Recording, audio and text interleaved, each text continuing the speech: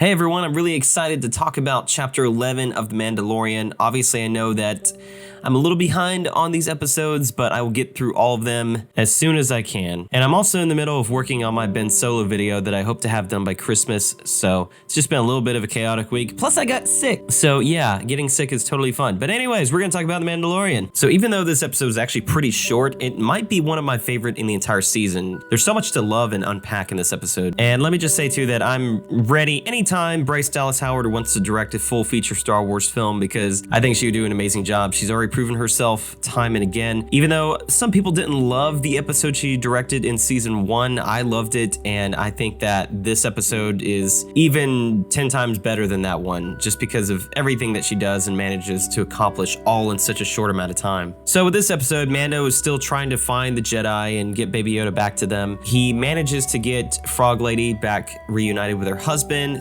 It's a nice little moment. It's surprisingly sentimental for characters that just look like giant frogs.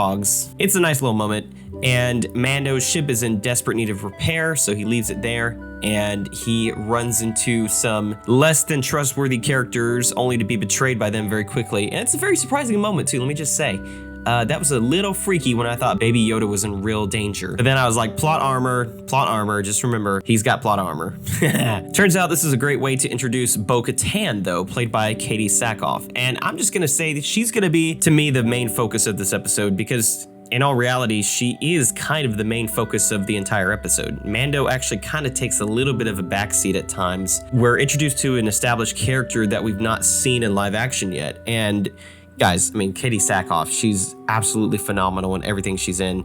And she just happens to be cast in a lot of science fiction roles, and I am totally okay with that. I'm totally okay with seeing more of Bo-Katan played by Katee Sackoff any day. If anybody wants to give her her own show or anything like that, I'm totally down for that, just saying. Now in this episode, Bo-Katan is accompanied by 2 other Mandalorians. Now I don't remember the man's name or Sasha Banks' character name, but I know Sasha Banks obviously as a WWE wrestler, who I wasn't really familiar with before, but apparently she's quite popular, and I think she does an amazing job. Now, honestly, all the Mandalorians are really likable in this episode.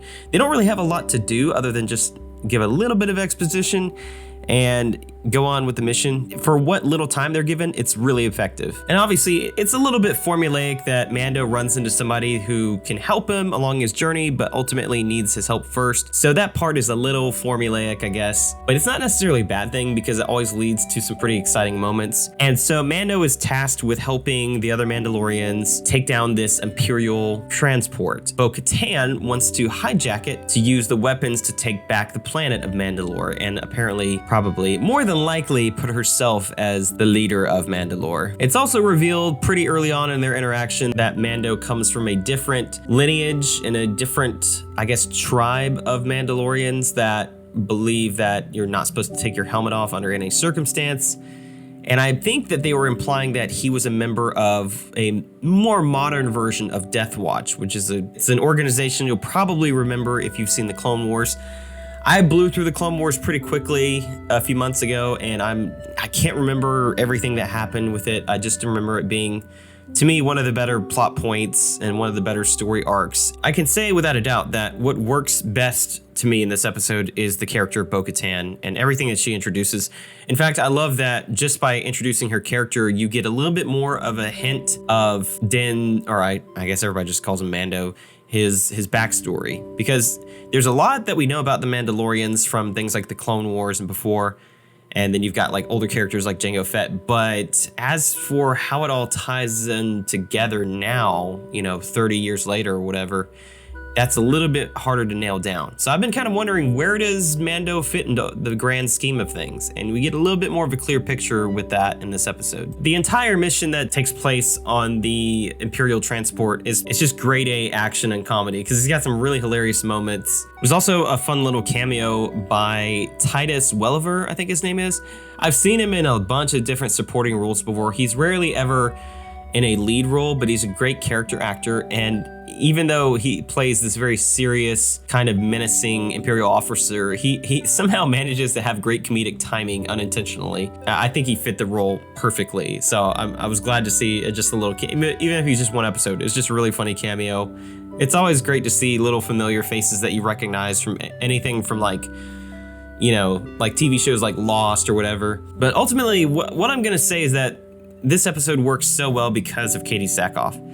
I mean, she's just phenomenal. She's amazing, she's gorgeous, she's super talented. She has so much charisma, and every role she brings, she has this commanding confidence that is just so amazing to watch. I want her to be on screen more in roles like this because there's nothing more satisfying than seeing her take bad guys down. And even though her intentions in the episode may not be quite as honorable as Mando's, although I guess that's really up for debate, I think her motivations are completely fair. She really kind of steals the spotlight for this episode, and I'm hoping that maybe before this season is over, we might get another cameo from her. Yeah, I mean, so many things work in this episode for it being so short, and it seems like it almost could be a little bit of filler, but you get enough of more of Mando's backstory. The introduction of having a live action depiction of Bo-Katan is really cool, because I didn't love her character in the Clone Wars. I thought she did fine.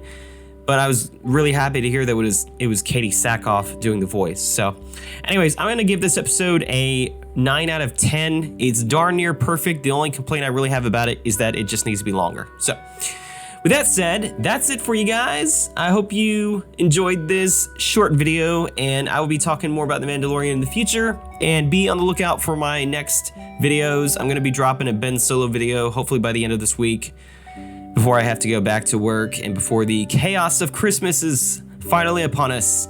Thank you so much, guys. Have a great day.